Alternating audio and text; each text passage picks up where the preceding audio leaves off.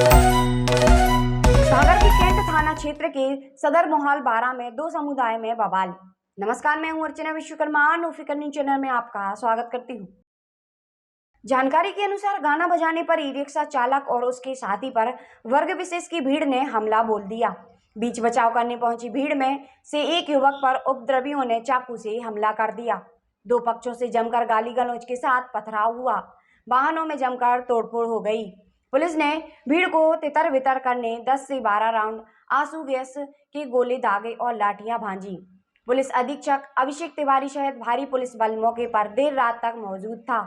स्थिति नियंत्रण में बताई जा रही है। इस घटना में करीब 5 लोग जख्मी बताए जा रहे हैं। नरियावली विधायक प्रदीप लारिया ने घटना को लेकर दुख जताया है। वहीं सदर में हुई घटना के संबंध में पुलिस द्वारा दी गई जानकारी में बताया कि घटना के संबंध में पुलिस द्वारा कार्रवाई की जा रही है। 15 से ज्यादा आरोपियों की गिरफ्तारी भी की जा चुकी है। सीसीटीवी फुटेज के आधार पर आरोपियों की पहचान कर कार्रवाई की जा रही है। वर्तमान में आचार संहिता के कारण धारा 144 भी लगी हुई है। कैंट थाना क्षेत्र अंतर्गत किसी भी प्रकार की सभा के आयोजन की अनुमति नहीं दी गई है। क्षेत्र में कानून व्यवस्था बनाए रखने हेतु किसी भी सभा का आयोजन प्रतिबंधित किया गया है। पुलिस ने शांति बनाए रखने में पुलिस का सहयोग करने की अपील जनता से की है। बिना अनुमति किसी भी तरह की सभा का आयोजन करना, भीड़ एकत्रित करना, सोशल मीडिया पर भड़काऊ मैसेज डालना या किसी जगह लोगों को एकत्रित होने के लिए उकसाना गंभीर अपराध है। उक्त अपराध करने पर कड़ी कार्रवाई की जाएगी। संवाददाता हेमंत लड़िया के साथ अर्चना विश्वकर्मा, नो फिकर न्यूज। कैंट थाना क्षेत्र में देखने को मिला, आप भी आए यहाँ पे, क्या बात आपकी हुई? अधिकारियों से क्या निष्कर्ष निकला? देखिए, गंभीर घटना गंभीर है। मुझे लगता है कि ये पहले से प्लानिंग थी। आज हिंदू का बहुत ही महत्वपूर्ण त्यौहार रंगपंचमी है, होली चल ही रही है। हमें देखने में आ रहा है कि रमजान के अवसर पर, हालांकि हम लोग हर धर्म के त्योहारों का आदर करते हैं, लेकिन किसी भी त्यौहार में ये किसी को फ्रीडम नहीं है जब कानून अपने हाथ में ले। ये देखने में आ रहा है कि रमजान के महीना में कई चौराहा और तिगड्डा पर मुस्लिम पक्ष के लोग बड़ी संख्या में एकत्रित होते हैं। 25, 30, 40, 50 की संख्या में मोटरसाइकिल भी उल्टी सीधी 3, 4 लोग चलाते हैं। और ये जो घटना हुई है, मुझे लगता है पूरी प्रायोजित है, क्योंकि बिल्डिंगों पर पत्थर कहाँ से आए, बोतलें कहाँ से आई, ये पुलिस की जांच का विषय है। किस तरह की कार्रवाई में जब देखने को मिलेगी? लंबा डिस्कशन आपका चला है और निश्चित तौर पर ये यदि एकत्रित था तो इनका कोई बड़ी घटना करने को अंजाम देने का इनका विषय रहा होगा। और जो व्यक्ति सौरभ घायल हुए हैं, उन पर 250-300 लोगों ने हमला किया है। वो अपने घर में थे। ये गंभीर विषय है।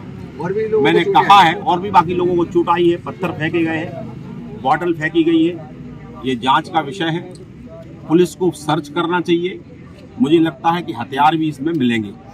हिंदू पक्ष की तरफ से सर्चिंग की मांग की जा रही है। रात में विषय हम लोगों ने प्रशासन के संज्ञान में लाया है। कजली वन के मैदान में लगातार अतिक्रमण हो रहा है।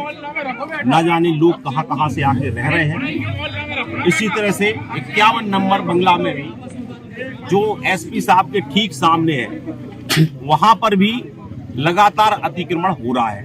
जब घटना का और मुझे लगता है कि ऐसे लोग जो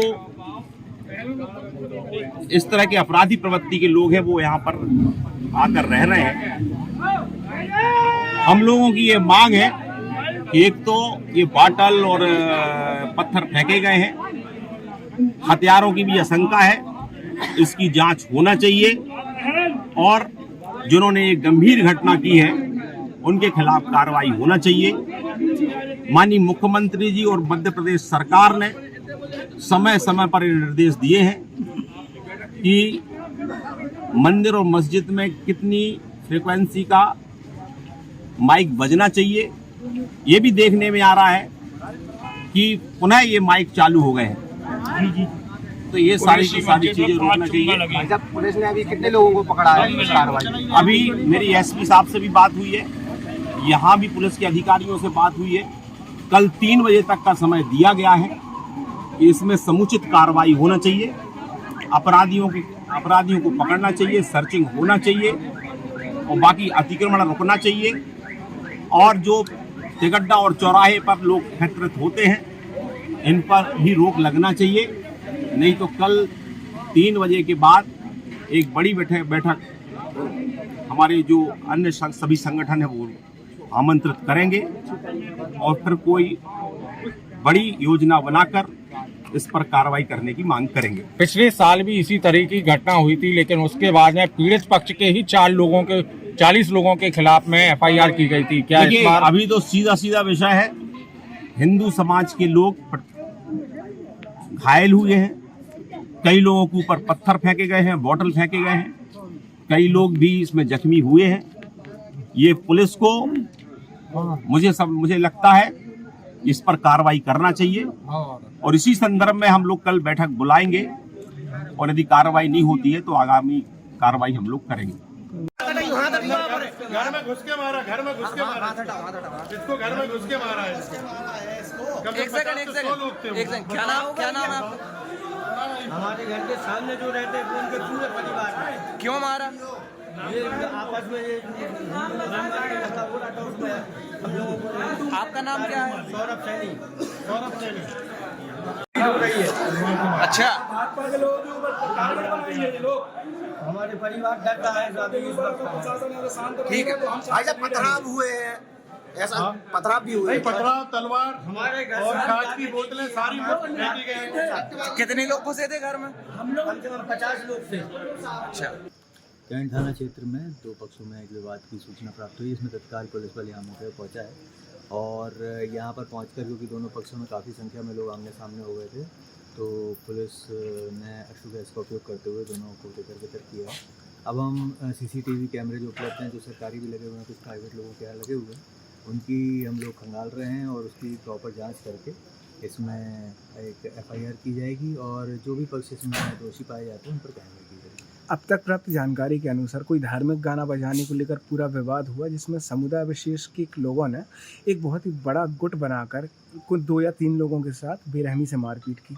कितनी सत्यता है भाई साहब इस बात में? अभी जैसा मैंने बताया कि CCTV के आधार पे और भी जो प्रत्यक्षदर्शी हैं उनके आधार पे, जो घायल हैं उसके बयान के आधार पे हम लोग विवेचना कर रहे हैं और जो भी तथ्य सामने आएंगे उनके आधार पर बहुत ही कड़ी कार्रवाई हम